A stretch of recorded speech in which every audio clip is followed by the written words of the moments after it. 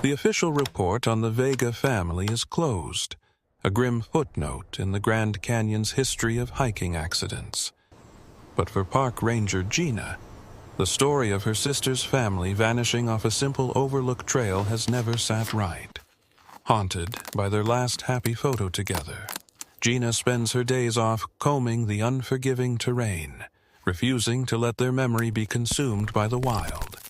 Her search leads her to a sun-bleached smartphone wedged in a crevice, its screen showing a horrifying, pixelated scream on her brother-in-law's face, a digital ghost in the machine.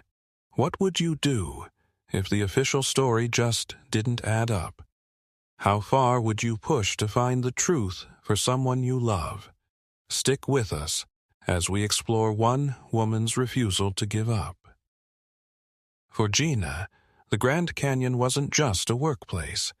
It was a cathedral of stone and silence that held the last echo of her family. A year had passed since her sister Elara, her brother-in-law Matteo, and their two children, Julian and Sophia, had disappeared. The final image of them was a selfie sent to Gina's phone just minutes before they vanished. 4 smiling faces, the vast canyon yawning behind them, the Arizona sun lighting up their eyes. The investigation had been swift and conclusive. A family of tourists, unfamiliar with the crumbling edges of the trail, had likely ventured too close for a better picture.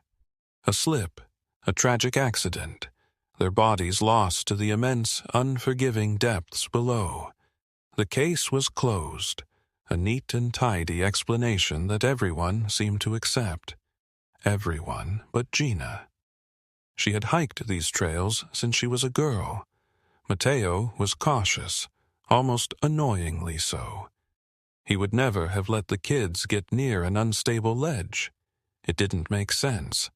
So, on her days off, she returned.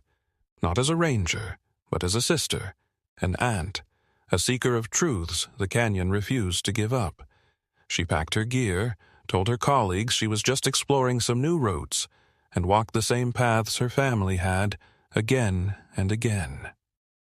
She scanned every rock, every crevice, every hardy bush clinging to life on the cliffside, searching for anything the initial search parties might have missed. A scrap of clothing, a dropped water bottle, anything.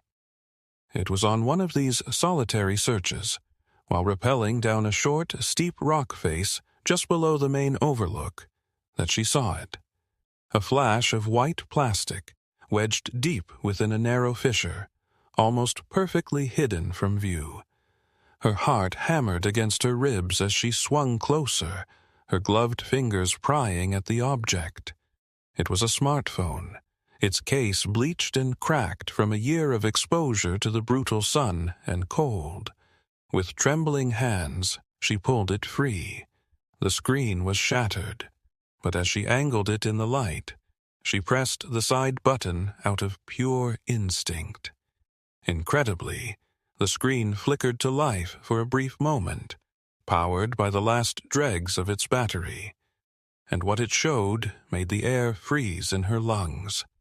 It was Matteo's face, but twisted into a silent, horrifying scream. The image was a broken mosaic of pixels, a corrupted file that glitched and tore his features apart. It was a digital ghost, a nightmare captured in a dying machine. The battery gave out, plunging the screen back into darkness, but the image was burned into her mind. That wasn't the face of a man who had accidentally slipped. That was the face of a man staring at pure terror. In that moment, Gina's grief, a dull, constant ache for the past year, sharpened into a weapon. This phone wasn't just a clue. It was a promise. Her family hadn't just fallen. Something had happened to them, and she was going to find out what. Gina took the phone straight to Dale, a fellow ranger who had been working at the park for over 30 years. He was a quiet, weathered man who understood the canyon's secrets better than anyone. He operated out of a small, cluttered office in the back of the station, a place that smelled of old paper and pine needles. He looked at the phone, turning it over in his calloused hands. Found it just below the Mather Point overlook, Gina explained, her voice tight. It was Mateo's. The screen lit up for a second. Dale looked at her with sympathetic eyes. Gina, you know what the sun and heat can do to electronics out here? Could just be a corrupted file from the fall. Did you see the look on his face, Dale? She shot back, more forcefully than she intended. That wasn't a glitch. That was fear. Dale sighed, not in dismissal, but in weary understanding. He knew her stubbornness, a trait she shared with her sister. All right, he said, pulling a charging cable from a drawer filled with a tangled mess of wires. Let's see if we can get any more life out of it. Don't get your hopes up. For an hour, they tried, using different cables and a portable power bank. But the phone was dead. The brief flicker of life Gina had seen was its last gasp. I can take it to a guy I know in Flagstaff, Dale offered. He's a wizard with data recovery. No promises, though. Gina agreed, but she couldn't just sit and wait. The image of Mateo's screaming face was a call to action. While Dale was gone, she went to the local sheriff's office. Sheriff Brody, a man whose patience was as thin as his hairline, had been the one to officially close the case. He listened to her story with a look of weary tolerance. Ranger, with all due respect, we've been over this, he said, leaning back in his creaky office chair. It was a tragic accident. A phone with a messed-up picture doesn't change that. You're too close to this. You need to let your family rest. They can't rest until I know the truth, Gina insisted, placing her hands on his desk. I'm a park ranger. I know this terrain. My brother-in-law would not have been careless. Someone else was out there. There's no evidence of that, Brody said, his tone final. Unless you bring me something solid, the case stays closed. Frustrated, Gina left his office and returned to the park. If the sheriff wouldn't help, she'd find the evidence herself. She decided to change her approach. Instead of searching for what her family left behind, she would search for who they might have met. She went into the park's records room, a dusty archive of every official report filed for the last 50 years. She started pulling incident reports from the month her family disappeared. She was looking for anything unusual around the Mather Point overlook. For days, she read through countless reports of minor injuries, lost hikers, and complaints about loud tourists. It was mind-numbing work. Then she found it. A report filed by a young couple from Germany, dated the exact day the Vegas disappeared. They had complained about a man, a strange, rough-looking man, who had been watching them from the trees off the main trail. They said he never approached them, but his intense stare made them so uncomfortable that they cut their hike short. The description was vague, tall, thin, with a long, unkempt beard. The ranger who took the report had done a quick sweep of the area but found no one and dismissed it as a minor incident. Gina's blood ran cold. It wasn't proof, but it was something. It placed a suspicious individual at the right place, at the right time. She started digging deeper, expanding her search in the archives. She searched for any other complaints about a creepy or strange man in the park over the last few years. A pattern began to emerge. Every few months, a similar report would pop up, almost always from young women or couples, a man watching from a distance, a feeling of being followed. The locations varied, but they were all within a 10-mile radius of the park's southern rim. No one ever got a clear look at him, and he never did anything overtly threatening, so the reports were always filed away as low priority. He was a ghost, a local legend some of the older rangers referred to as the Canyon Watcher. Most thought he was harmless, just a recluse who didn't like people. Gina wasn't so sure. A week later, Dale returned from Flagstaff. He found Gina in her small ranger cabin, surrounded by piles of incident reports. He placed the dead phone on her table. "My guy couldn't get it to power on," he said, his voice gentle. "He said the motherboard is fried, but he was able to pull a few fragments from the memory chip." He handed her a small USB drive. "It's not much, a few photos, mostly corrupted, and the phone's last GPS ping." Gina's hands shook as she plugged the drive into her laptop. The photos were mostly unusable, digital messes of green and gray lines, but one was partially intact. It was a picture of her niece, Sophia, sitting on a rock, smiling. Behind her, deep in the shadows of the trees at the edge of the frame, was a blurry figure of a man, tall and thin, just watching. It was him, the Canyon Watcher. Then she opened the GPS file. It showed a single red dot. The phone's last registered location wasn't on the trail or at the overlook. It was half a mile north, deep in a rugged, unmapped section of the forest that tourists never entered.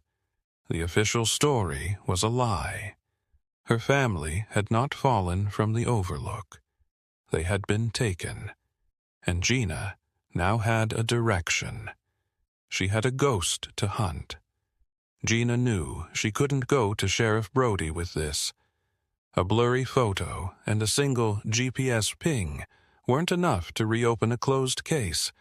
He would dismiss it as her grief making her see monsters in the shadows. She had to do this herself. She took the evidence to Dale, spreading the reports, the fragmented photo, and the GPS map across his desk. He looked at everything, his brow furrowed in concentration. He tapped his finger on the blurry figure in the photo. "Silas," he said, the name barely a whisper. "Who's Silas?" Gina asked. "Just a name I've heard over the years," Dale said, leaning back. "Never met him. The story goes he was a geologist who came out here for a survey mission 20 years ago and just never left. Lives off the grid, somewhere in the Coconino National Forest, which borders this part of the park. Most people think he's just a harmless hermit." Dale looked at the GPS coordinate. "That ping is right on the edge of the park boundary. If he does have a camp, it would be somewhere in that direction." Gina felt a surge of adrenaline. The ghost had a name. "I'm going out there," she said, her voice firm. "Gina, you can't," Dale warned. "That area is treacherous, and if this man Silas is what you think he is, it's dangerous. You need to take this to Brody." "Brody won't listen," she countered. "By the time he's convinced, Silas could be long gone. I know this land, Dale. I'm the best tracker in this park. I'm going in." Dale saw the unshakable resolve in her eyes. He knew he couldn't stop her. "All right," he conceded with a heavy sigh. "But you're not going in blind, and you're not going in alone, officially speaking." He pulled out a detailed topographical map and spread it on the table. "You'll go in on a routine patrol to check on some remote water sensors. That'll be your official story. It gives you a reason to be out there for a couple of days." He circled an area on the map that encompassed the Jeep ping. "If Silas has a camp, he'll need water. There are only a few natural springs in that sector. I'd start my search there." For the next 2 days, Gina prepared. She packed her best gear, a lightweight tent, high-energy food, a water purifier, and her service weapon, which she rarely carried but now felt was a necessity. She studied the maps Dale had given her, memorizing every ridge, canyon, and spring. She told her supervisor she was heading out for a 3-day backcountry patrol, a perfectly normal task for a ranger. As she loaded her pack into her truck at dawn on the 3rd day, Dale was there to see her off. He handed her a small satellite messenger. "Check in every 12 hours, he said, his voice stern.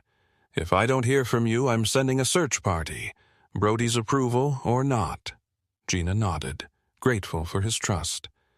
"Thank you, Dale." The drive to the trailhead was silent. She parked her truck, took one last look at the smiling photo of the Vegas on her phone, and stepped into the wilderness. The first day was a grueling hike. The trail quickly disappeared, leaving her to navigate through thick pine forests and sharp, rocky terrain. She was in his territory now, and she felt it. The woods were unnervingly quiet, and she had the constant prickling sensation of being watched. She made camp near the first spring Dale had marked on the map. She found no signs of human activity. The next morning, she pushed on toward the second spring. This area was even more remote, a maze of small canyons and steep slopes. By midday, she found the first sign, a single, clear boot print in the soft mud by the spring's edge. It was large, made by a heavy hiking boot. It was fresh, no more than a day old. Her heart began to pound. She was on the right path. From the spring, she began to cast outward in circles, looking for any sign of a trail. It took hours. Silas was good, covering his tracks like an animal. But Gina was better. She noticed a series of subtly broken twigs, a pattern of scuffed rocks that was just a little too unnatural. It was a trail, almost invisible to an untrained eye. She followed it for miles, her focus absolute. The trail led her up a steep, rocky ridge. As she neared the top, she smelled it, the faint scent of wood smoke. She dropped to a crouch, pulling out her binoculars and moving slowly, using the rocks and trees for cover. From the crest of the ridge, she looked down into a small hidden valley. Nestled amongst the trees was a small, crudely built cabin, smoke curling lazily from its stone chimney. Her breath caught in her throat. She had found it. She spent the rest of the afternoon observing the cabin from a safe distance. Silas emerged only once. He was tall and gaunt, with a wild, graying beard that reached his chest. He moved with a quiet purpose, chopping wood with an unnerving efficiency. He looked like a man who had been carved from the wilderness itself. Gina knew she couldn't rush in. She needed definitive proof that her family had been there. She waited until dusk, until the light inside the cabin was extinguished and the woods fell into a deep silence. Then, cloaked in darkness, she began to make her way down into the valley. Every step was deliberate, silent. The crunch of a dry leaf under her boot sounded like a gunshot in the still air. She reached the cabin and crept toward a grimy window. Peering inside, she could make out shapes in the moonlight. A rough bed, a table, shelves filled with jars. And then she saw it. On the wall, hanging from a nail, was a small, brightly colored object. It was a child's backpack, purple with a unicorn keychain. It was Sophia's. Rage, cold and pure, washed over her. This was it, the proof she needed. She backed away from the window, pulling out the satellite messenger. She typed a quick message to Dale. "Found him. Have proof. Send Brody. Stand by for coordinates." Before she could press send, the cabin door creaked open. Silas stood there, a silhouette against the dark interior. He wasn't looking at her, but sniffing the air, his head tilted like a predator sensing a change in the wind. Then his head snapped in her direction. Their eyes met across the dark clearing. There was no surprise on his face, only a cold, flat recognition. He knew he was being hunted, and Gina knew her time for hiding was over. The confrontation had begun. "How did you find me?" Silas's voice was raspy, a dry whisper like stones grinding together. It held no panic, only a flat curiosity. Gina's training kicked in, pushing down the wave of fear and rage. She kept her body angled, her hand resting casually on her belt, inches from her sidearm. "You left a trail," she said, her own voice steady, calm. "You're getting careless, Silas." A flicker of something, annoyance, perhaps, crossed his face. "I don't get careless." He took a step out of the doorway, and the moonlight illuminated his features. His eyes were pale, intense, and fixed on her with an unnerving focus. "You're her sister, aren't you? The Ranger. I've seen you. You have the same fire in your eyes." "Where are they?" Gina demanded, her voice low and dangerous. "What did you do to my sister and her family?" "They weren't your family," Silas said, a strange reverence in his tone. "Not really. They were mine. I watched them. I chose them." He gestured vaguely toward the overlook, miles away. "People come here, and they don't see anything. They take their pictures and they leave. But she saw it. Elara. She had a light. She belonged here in the quiet, away from the noise." His delusion was chilling. "She had a husband and 2 children. She had a life," Gina said, taking a small, calculated step to the side, improving her line of sight. "He was weak," Silas spat, the first crack in his calm demeanor. "He was holding her back, tying her to that other world. I was going to free her. I invited them to join me, to see the real world, to live. And when they said no," Gina pressed, her fingers brushing against the cold steel of her holstered weapon. "He got loud," Silas said, his eyes clouding over with the memory. "He tried to be a hero. He grabbed at me. The children started crying. It was so much noise." He described the scene with a horrifying detachment. The struggle near the cliff's edge. Mateo fighting to protect his wife and children. Elara screaming. "He was strong," Silas admitted, a hint of respect in his voice. "He wouldn't give up. The edge of the canyon. It's not stable. There was a struggle. It was an accident. They fell." "And the photo?" Gina's voice was ice. "The picture on his phone, of his face screaming, was that an accident too?" Silas smiled, a grotesque twisting of his lips. "That was before, when I first showed him who was in control. I wanted to capture the moment he realized his world was ending, and mine was beginning. He dropped the phone when he lunged at me. A shame. It was a beautiful picture." The confession hung in the air between them. He had admitted it. He was a murderer, cloaking his crime in the language of a savior. Gina knew this was the moment. She had what she needed. "It's over, Silas. I sent a message before you came out. The sheriff is on his way." She lied. The message was still unsent in her pocket, but she needed to see his reaction. For the first time, a flicker of genuine panic entered his pale eyes. He glanced up at the sky as if expecting to see a helicopter. That was the opening she needed. In that split second of distraction, she drew her weapon. "On the ground, now." Silas stared at the gun, then back at her, and the panic was replaced by a look of profound disappointment. "You're just like them," he whispered. "You bring the noise with you." He didn't move to get on the ground. Instead, with a speed that defied his gaunt frame, he lunged to the side, disappearing behind the solid stone corner of his cabin. Gina didn't fire. A missed shot in the dark was too risky. She heard a scraping sound, then silence. He was circling around, using his home turf to his advantage. She was the intruder here. He knew every rock, every shadow. Her radio was useless this deep in the canyon. It was just her and him.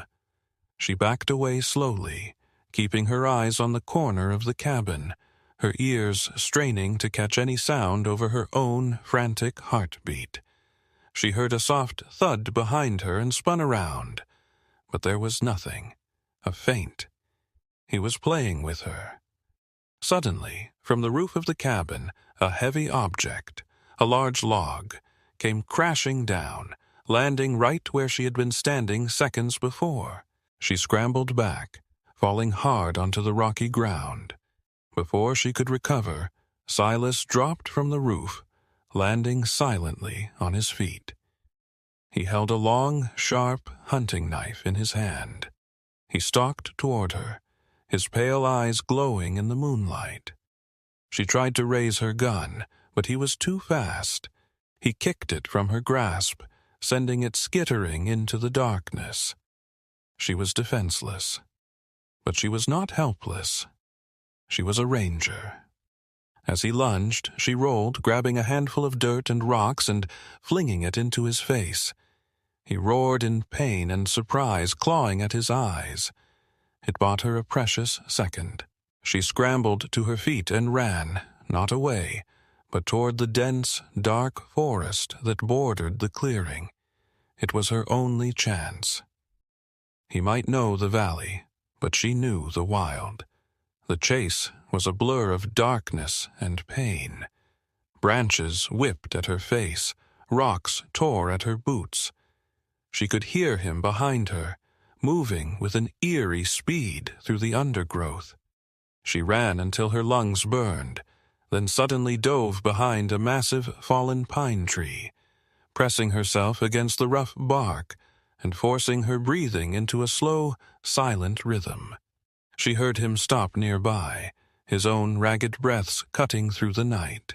"You can't hide from me, Ranger," he called out, his voice echoing in the silent woods. "This is my home." Gina didn't move. She closed her eyes, picturing the map in her head.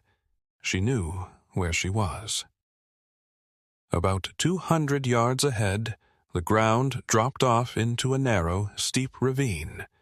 It wasn't on the official park maps, but it was a landmark the old-timers like Dale knew about.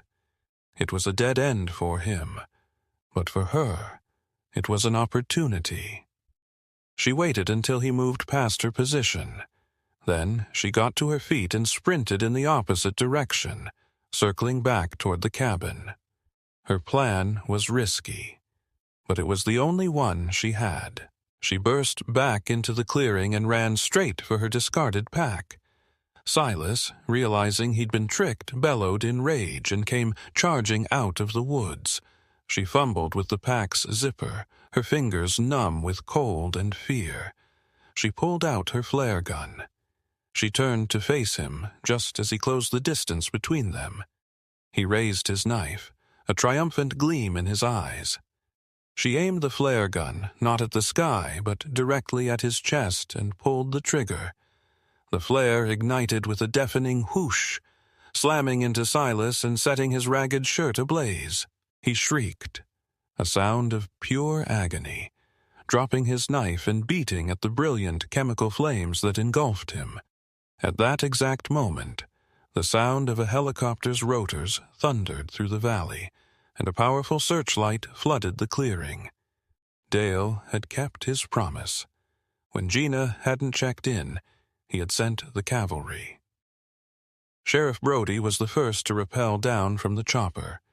He took in the scene, Gina, bruised and exhausted, standing over the writhing, burning form of Silas, and then he looked at her, his expression a mixture of awe and disbelief.